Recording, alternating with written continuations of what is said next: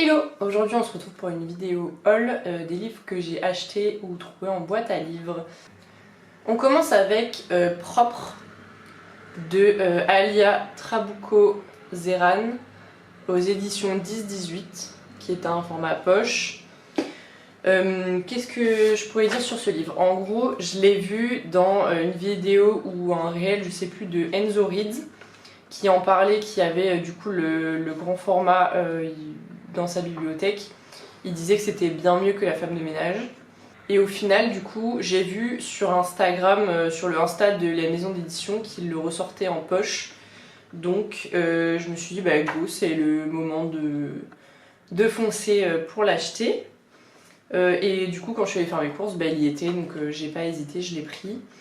De quoi il parle? Alors, apparemment, c'est Estella, une employée de maison, femme de ménage, qui fait aussi l'éducation de la fille de la famille chez qui elle travaille. C'est une famille riche à la capitale du Chili, du coup, cette famille va connaître un drame. Donc la fillette meurt et c'est tout. Pour l'instant, sur le résumé, c'est tout ce qu'il y a.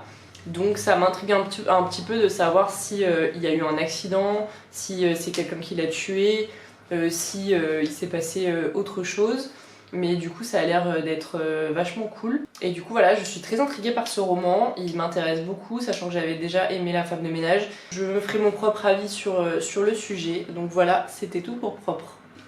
Ensuite on passe à Été anglais, qui est le tome 1 de la saga des Casalets, écrit par Elizabeth Jane Howard, comme ceci en version poche aux éditions Folio.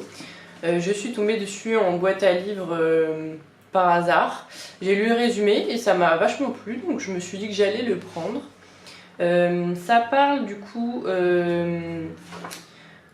d'une famille riche du Sussex, donc je crois que c'est au Royaume-Uni, en 1937.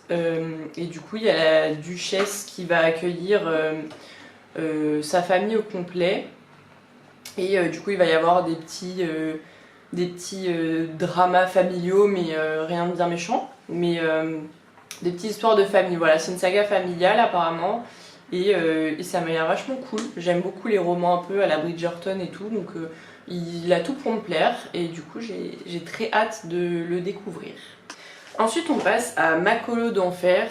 C'est le tome 1, donc qui s'appelle Kelly. C'est une saga. En gros, c'est dans une colonie de vacances et chaque tome, c'est une personne de la colonie de vacances. Donc là, pour le tome 1, c'est Kelly. C'est un roman jeunesse, donc c'est à partir de 10 ans apparemment, que j'avais lu quand j'étais pré-ado, je crois, que j'avais bien aimé. Donc là, le fait que ça se passe dans une colonie de vacances, bah, du coup c'est cool parce que ça me rappelle un peu mes vacances à moi quand j'étais enfant, ado. Et du coup, j'avais lu, il y a à cette période-là, j'avais lu plusieurs tomes de cette saga-là.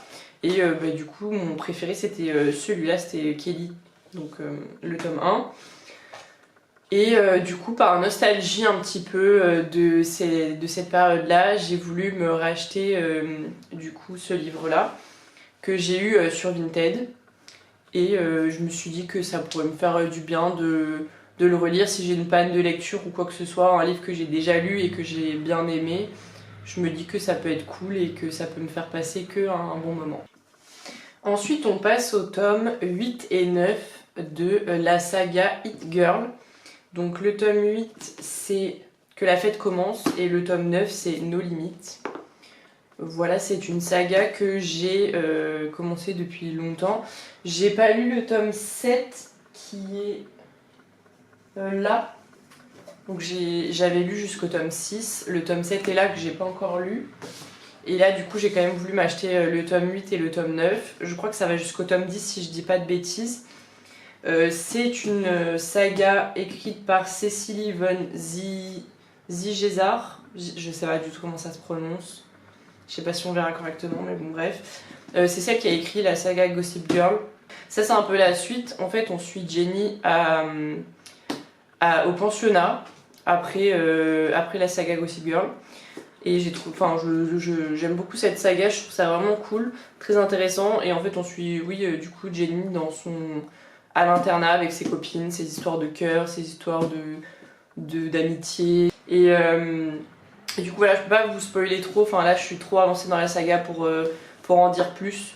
Mais voilà, il y a des tomes que je préfère, il y a des tomes que j'aime moins. En tout cas, le tome 6, j'avais préféré au tome 5, ça c'est sûr. Ensuite, on passe à Yellowface de Rebecca Kuang.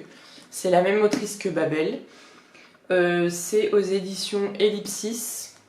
C'est la version collector que je me suis procurée. Du coup, j'ai connu ce livre par Luna Likwa et Enzo Reed dans leur podcast, ils font que en parler. Donc je me suis dit enfin, il était dans ma liste de ma wishlist. Et du coup, j'ai eu l'opportunité, je l'ai trouvé sur Vinted en édition collector. C'est ma lecture actuelle. J'en suis, je dirais 40% à peu près. Pour l'instant, je suis pas hyper fan, mais bon, bref. Alors, pour l'histoire, c'est une autrice hyper talentueuse qui a que des best-sellers et tout, qui est hyper populaire dans le milieu du livre, qui a une meilleure amie qui est autrice aussi et qui a beaucoup moins de réussite qu'elle. La fille qui est autrice, qui écrit des livres et qui marche trop bien. Et ben du coup, elle meurt et sa meilleure amie, elle récupère un manuscrit qu'elle avait écrit, qu'elle avait pas sorti et dont personne ne connaissait l'existence. Et elle va le réarranger, elle va réécrire des passages et tout. Et du coup, elle va le sortir que à son nom à elle. Et puis voilà, pour l'instant, je suis un peu pas les péripéties, parce que moi j'appelle pas ça des péripéties, c'est pas assez gros pour que ce soit des péripéties.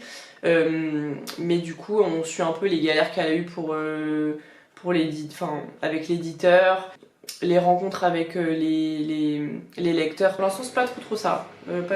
J'attendais mieux de Rebecca Kuang, peut-être que dans le futur du livre, il va y avoir peut-être un retournement de situation ou un truc qui va s'accélérer, parce que là pour l'instant c'est déjà la protagoniste est un peu insupportable, donc je suis pas hyper fan et c'est très lent, on a l'impression de lire un peu du vide. S'il me plaît pas, j'hésiterai pas à le revendre, tant pis. Je vais pas garder un livre pour le garder, tant pis, je le revendrai à quelqu'un qui l'appréciera plus que moi, voilà. Et on finit par Emma de Jane Austen, que j'ai acheté neuf en presse, parce que c'est les éditions Cranford des romans éternels. C'est l'histoire de Emma, qui à la mort de son grand-père décide pour ne pas s'ennuyer, de s'occuper des mariages, de trouver des maris à certaines de ses proches et de s'occuper de leur mariage. C'est tout ce que je sais de ce roman. Ça suffit pour mettre l'eau à la bouche, sachant que j'avais déjà aimé plusieurs romans de Jane Austen.